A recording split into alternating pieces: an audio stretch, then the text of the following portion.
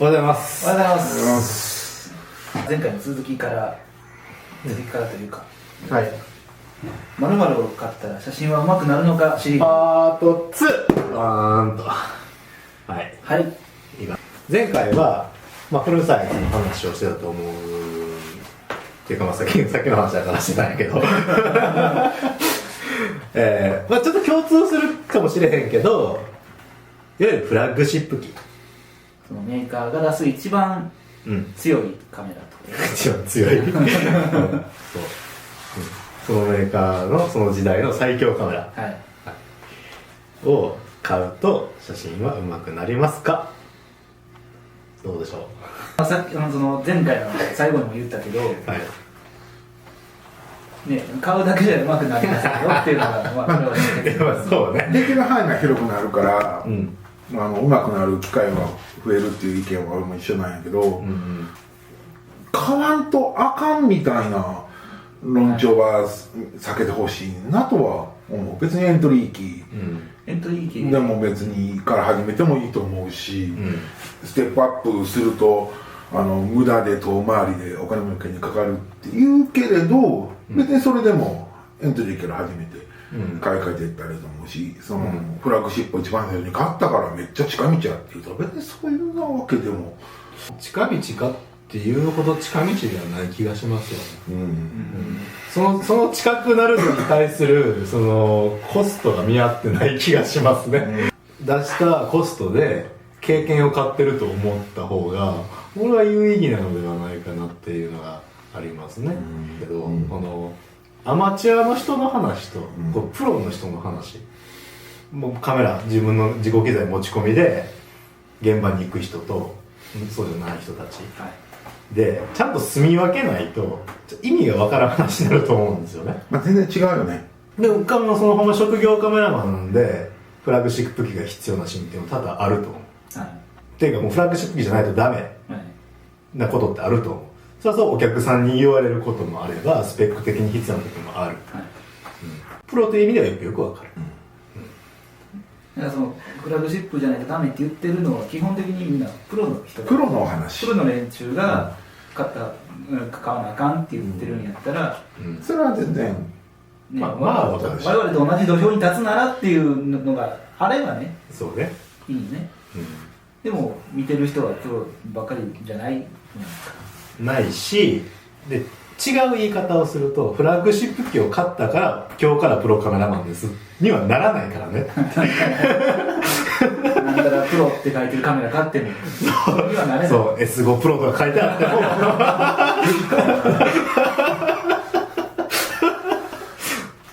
もねとかもう三脚にも4プロケッショナルって書いてあること結構あるけどストラップにプロフェッショナルって書いてる人がいる。これプロスロそれプロ。これね、これ実はプロじゃないんですよ。今的にプロスっぽいけどこれただのニコンなんですよ。俺1個持ってるけど恥ずかしくてつけへん。つけたらいいじゃないですか。いやストラップはこの幅が広いから使いやすい。すごく合理的な。ちょっと手首に巻いたりするときにここのちょっと細くなってる感じとかも気に入ってて、そんなこんなでこれ使ってる。ちょっと話それ。そのプロ用のものを買ったからといって即イコールではないと。ではないです。はい。もうそのプロカメラマンやっていくにはカメラ以外の部分の要素って非常に大きいですね。その撮影スキルもそうやし、対外コミュニケーションもそうやし、被写体とのコミュニケーションもそうやし、距離感であったりとか、その天候に対してどういう設定をしたらいいのか、どういう向きがいいのかみたいな、もう物を見る目を養うっていうところもそうやし、このハードウェアで解決できない問題っていっぱいある中で、ハードウェアのところだけはとっとと解決しちゃおうっていうのも分かる。カルがそこを解決できたからといってもう現場で通用するカメラマンになれるというそういうわけではないので、フラッグシップ機の方が、要はちょっと不親切なわけやん。エントリー機のなんか夜景モード、オートモードみたいなのがないから、オートモードはついてない。だから、それを当てにして買う人多分いないけどついてないけど大丈夫っていうのは最初に思っちゃうよね。ああ、なるほどね。初心者が買う。俺もよく分からへんねんけど。俺も最初買ってカメラ買った時はエントリー機やったから、あったけど、まず分かれへんから、そのダイヤルに M とか A とか書いてるわけじゃないですか。もう分かれへんし、その並びでポートレートの絵が描いてあって、ちっちゃい絵が描いてあって、だからもうこう回してみるけど何が違うのかよう分からなかったから、なんかあれでしょ、こんなでかい帽子かぶった女の人が横向いてるシルエットでしょ。多分夜景のなんかね、もう80年代からその絵なの。あとキンキがね3本あるあるある。だからまあぶっちゃけできへんやつは何かともできへんって俺は思うよね。その通りですか。やる次第やと思うよね。何事もさ。そうね。で、まあ普段仕事で写真を撮らない人たちからするとフラッグシップ機基本的にでかくて重くて、まあ、その分頑丈みたいなものが多いと思うんやけど、それってこう日常持ち歩くには自殺が不便よね。そういう意味では持ち出す機会も減る可能性高いし、持ち出したところで取り出して写真を撮るのが億劫になる人とかもいると思うんだわ。そんなメンタルでやっていけんのかっていう話はちょっと置いといて、やったらちょっとコンパクトでこの普段の荷物プラスアルファぐらいで持っていける。我々がこの手のカメラ持っていこうと思った時に普段の荷物へつってでも持っていくやんか。普段の荷物持っていかへんやん。むしろね、カメラだけ持ってけばむしろね、っ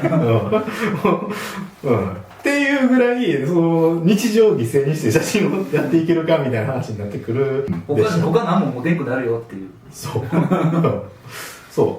う、ってなるぐらいやったらもういささかコンパクトなカメラ持って行っていただいて、思うように撮った方がいいんじゃないかなって思うところもある反面、フラッグシップ機でしか撮れへんものっていうのもたまに存在すると思う。それはやっぱり連写性能高いし、フォーカスもめっちゃ速いし、シャッターのレスポンスとかめっちゃ速いから、例えば鳥とか、さっきもちょっと話出てましたけど、鳥、飛行機、動くもの、スポーツ、競馬、ああいうのを撮ろうと思ったら、もう越したことない。だから所詮道具なんで、用途に見合うかどうか。適材適所ですよ。適材適所です。はい。だからフラッグシップ機、高い金やつ60万、70万買って、うわ、高い買い物したわ、もうぶつけんの怖いって言ってこう、撮ってるようじゃ、やっぱり俺はその人の道具には見合ってないと。それやっぱ振り回せるぐらいになってから買うべきやと、道具なんての思ってて。だからこうカメラ2台持ちとかしてるときにね、ガンこうカメラ取り替えるときにもう片方のやつ地味にバーンやってもあかんシーンあが時が出てくる。そう出るそういう仕事なので、やっぱりフラッグシップ機っていうかやっぱその堅牢性、っていうのはすごく大事なとこやと思うし、それをそういうふうに使えへんやったら必要もない、雑に扱っていいってわけではないないけどもちろん、ないけど状況によってはやっぱりそれをいとわない、気にしなくていい。そのカメラ変えようってなった瞬間にそーっとってやって取り逃すようなことがあってはいけないかね。なくて多少雨降ってる中こう雨とかやってる間にもう取り逃すぐらいやったら多少濡れても大丈夫っすよ。フラッグシップの本家でもそこやと思うんやけど。そうですね、だ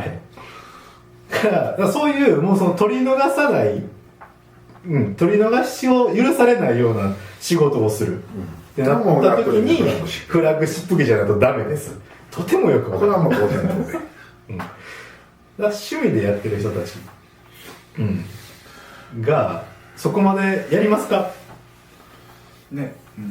やる気があるんだら全然買ってください。ぜひ買ってください。いいんで。自分にやる気があるのか続くのかどうかっていうのをやっぱ見極め時間がかかるから、個人的にはステップを踏んだ方がいいと思うけど、どうも最近やっぱりネットでもう初手でフラッグシップ機買うのが一番近道やっていうのがほんまちょっと引っかかってしょうがない。まあ別に取れるものはガッと増えるから、ある意味近道は近道なんやけど、そうでないとあかんっていう論調にはしてほしくない。エントリー機から始めてもいいし、一気にガッと行きたい人は無理して60万70万出してもええし、後戻りさせないっていう意味ではでも有効なんじゃないですか。後戻りせえへんっていう意味ではね、強く言うのって、後戻りしてもいいと思うけど、趣味なんやしって、でどうせほんまにカメラ好きになった人って一台で終わらんじゃん。最初にフラッグシップ買おうがエントリー買おうが一緒揃えるもん、こっちも揃えるもん。そう一緒。フラッグシップ買ってガチガチに使いながらも、でもやっぱりもうちょっと小さいのも欲しいねで小さいの買いました。で結局両方持っていく。まあそうよね。遠回りにならないよね。ならない。結論的にならない。ならないよね。ならないし、もう本当にエントリー機ぶっ壊すぐらい使って、で、こいつじゃあかんわってなってから、そうも全然いいと思うし。フラッグじゃないけどさ、アルファ 7R4 と、まあその前にさ、ペンエを買ってるけどさ、先にペンエを買ったら別に遠回りでも、大中小が違うね。用途が違うから、遠回りでもなんでもないし、こっち買ったからこっち売るっていうこともせえへんし、だから今のまして現行の、ね、D6 とか Z9 とか、ある程度持ってはかない。まず取らないは0点ですよ。まあ買ったからには使おうっていうのはどんなカメラに対しても言えるよね。そう。だし、って思った瞬間にも取り逃してるとか、そんな取り出すのに孫ついて。なんかでもしょっちゅう週にさ1回2回とかもう撮影するためだけに、カメラだけを入ったでかいリュックを持って出かけるっていう人はありやと思うんだけど、俺なんてやっぱりまだ家族で出かける方が多いから、家族と出かける時についでにカメラ持っていくっていう状況の人間はやっぱりコンパクトな方が持っていきやすい、これをやっぱその時に持っていくか、家族旅行で持っていくかってやっぱ持っていかへん、その情報を受けた側がよく考えましょうっていうことを言いたくって、そのプロの人がフラッグシップがいいですよ、フラッグシップが近道ですよ、他のカメラは遠回りですよってそのままちょっと受け取らずにちょっとよく考えて、他の意見も聞いて、その人はたまたまそうだったそうやったぐらいその人にとってはもちろん正解やったんやろうし、別にその人が間違ったこと言ってるって話ではなくて、ただ自分に当てはめてみて、それは必ずしもそうとは限らんのではないかっていう疑問を持ってほしいかなと、私のようなじじいとして思ってしまうわけですよ、若い人が物を買うのはね。で、個人的に一番してほしくないと思うのは、フラッグシップ機で撮った写真やからいい写真って思ってほしくない。それはあれですね、第3弾予定の L 社製のカメラやともっと強い意見になってしまうところですね。もうその通りなんですけど、フラッグシップ機だから APS だから、あるいはそのエントリーモデルだろうがフィルムカメラだろうが、その結局機能として持ってるのはもう特定の光をその瞬間捉えるっていうところに過ぎないので、その写真の本質的なところっていうのを見失わないでいただきたいなって思うんですね。ただその撮りたいもの、鳥なり飛行機なり、あるいはポートレートなり街砂なりで、そのスペックが必要か必要でないかっていうところもそうやし、街砂をフラッグシップで撮ったからいい写真、街砂をエントリーで撮ったからそうでもない写真っていうことにはならないので、なんかどうしてもその初めて買う人とかっていうのはそこの判断基準がないから、そのプロの人言うことっていうのをガッと聞いたら信じちゃうとこはあるんやけど、そのプロの人が言ってることが間違ってないことでもあなたにとってはそうではないっていうことが多々あるんで、そこはまあよう考えてほしいなと。誰にでも間違ってないことを言おうと思うと大味なことになって結局何言ってるか分からなくなるんで、その通りですね。いい写真を撮れるチャンスはフラッグシップの方とかフルサイズの方がもちろんチャンスは増えるけど、そうでないカメラだと全く撮れへんのか全然ダメなのかって言ったらそういうわけじゃないけど、そういう論調で話してる人が多い。使い方を覚えたら正直そのよくプロの人とか言うやん、いやスマホでもいい写真撮れますよみたいな俺も言う気がする。逆のパターンってやと思うね。フラッグシップじゃないと撮れないんじゃなくて、スマホでしか撮れない写真ありますよとか言うやん。結局スマホもこういうカメラもそうやけど、使い方を覚えれるかどうかじゃないの。そうだよね。俺はぶっちゃけそのどっちでもいいと思うからフラッグシップで撮れない写真があるって言ったらそうなんや、そうだろうなって思うし、スマホでしか撮れない写真あるって言ったらそうやろうな、そうだろうなと思うし、フラッグシップ機じゃないとダメっていうのはあくまで一部のプロの現場の話。そうですね、プロの人でね、フラッグシップじゃないとダメ、フラッグシップカメラがいいからカメラが全てっていうような発信をしてる人がいるんやけど、俺それ言わんでもええのになっていつも思って聞くんよね。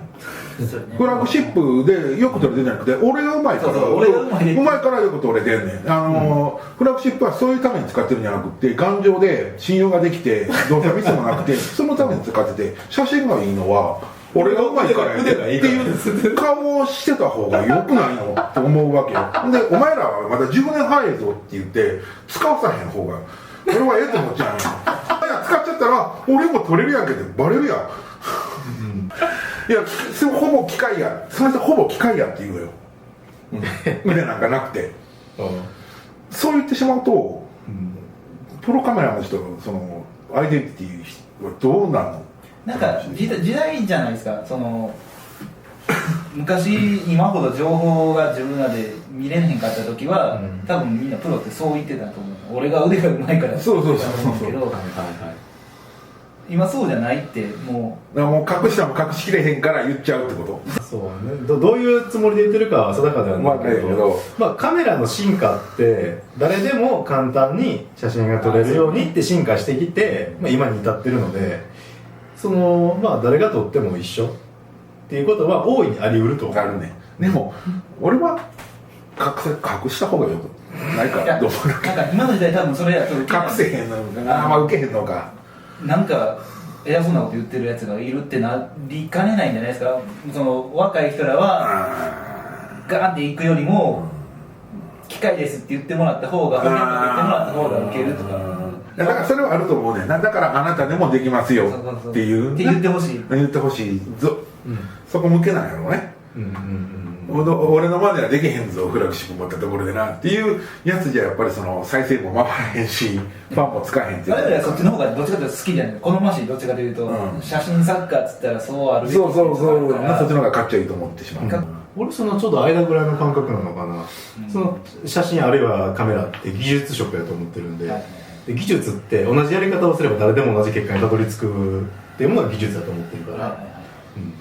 から、メソッドカメラの使い方分かれば大体同じもの出てきますよっていうのがとてもそっちより、で、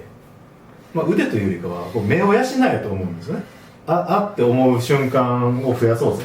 と思う。その時にすごいいい表情してる瞬間ってあるやんか。こう歓談してる時とか、乾杯したりとか、なんかこう冗談言った瞬間とか、こうすごいこわもてのおっちゃんがもうニツァってこう笑い崩れてるような表情とかを見逃さないように。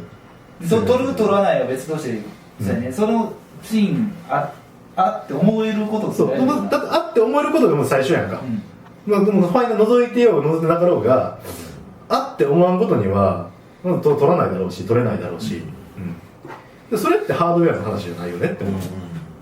マンパワーの話だと思って、でそっから先あっと思った瞬間にちゃんと反応してくれるカメラってなってくると、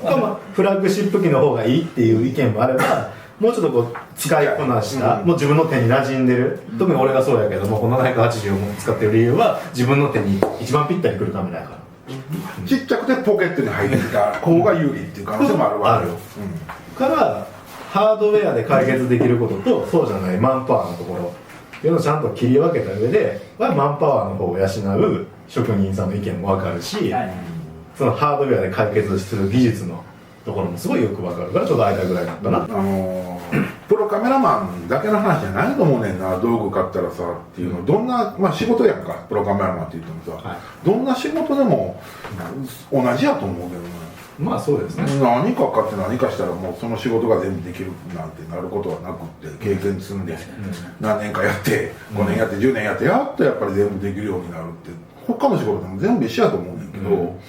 なぜそのプロカメラマンって言ってプロカメラマンになりたいっていう人の講座向けはもう一気に全部そのフラッグシップ機を買えば全部できるようになるって言い方をするの。我々興味ある YouTuber のプロカメラマンなだけで多分全ジャンルその道の YouTuber がいてると思う。まあ全部ないからな。これすれば上手くなるっていう言い張るジャンルの人らは全員いてると思う。だからいろんな人も見てほしいということよ。他の意見はいっぱいあると思うよね。とんかってると目立ちますからね。そうやね、とんがってると目立つからそうなんよね。だからそのとんがって目立った人の意見も間違った意見じゃないかもしれんけど、あと言い方うまいんですよ彼が。まあねその 100% 間違ってはないんですよ。そうやね、そうなんよ。皆さんももうちょっといろいろ情報集めて落ち着いて考える。そう落ち着きましょう。あ、そうなんや、やっぱフラッグシップ買わなあかんやとかそういう風にはちょっとならないでほしい。フルサイズじゃないともういい写真は撮れへんにゃ。APS-C とかマイクロフォーサーズじゃもう絶対いい写真は撮れへんにゃっていう風になってほしくないというだけ俺が言いたいのは。まあそれを言ってる人たちを責めたりとか間違ってるって否定したわけじゃなくて、だからまあむしろね今日の話この発信者じゃなくてその見てる人たち視聴者の人にこうよくよく聞いていただきたい。お前らそんなこと言うなじゃなくてお前らはちょっとそれだけを信じるなよ。よく考えよっていう話で。いやそうなんかねもうこの手の話すると、まあ、結局なんかそういう目で見られがちというかそういう耳で聞かれがちというかなところあると思うんですけど、今日言いたいのはフラッグシップだからいいってことはまずなくって適材適所ですよ。でフラッグシップじゃなきゃダメって言ってる意見も間違ってはない。それはなぜかそういうプロの現場があるからです、もうそこ目指す人もうそれで行くんやってもう腹決めてる人はもうそこ行ってもらったらいいと思う。それこそ別にローンでも何でもそう必要なんやったら借金しても買え、それで月にいくらの仕事を何件受けてで何年で償却できるのかってことを考えていただいて、あとも経営判断ですから。でもアマチュアの人はお金があるんやったら買えばいいと思う。そうですよ。好きな財政に問題が発生しないのであればあかん、なこれ実質無料とかよう言うとるわけよ。だから俺はもう人の親やから、そういう観点でボディ言っちゃうんやけど、1台目ボディを60回まで無金ローンで買いましたよと、次レンズいりますよと、レンズ30万ですよって、それどうやって買うの、またローン組むの。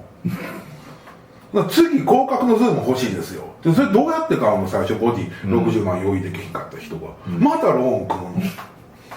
って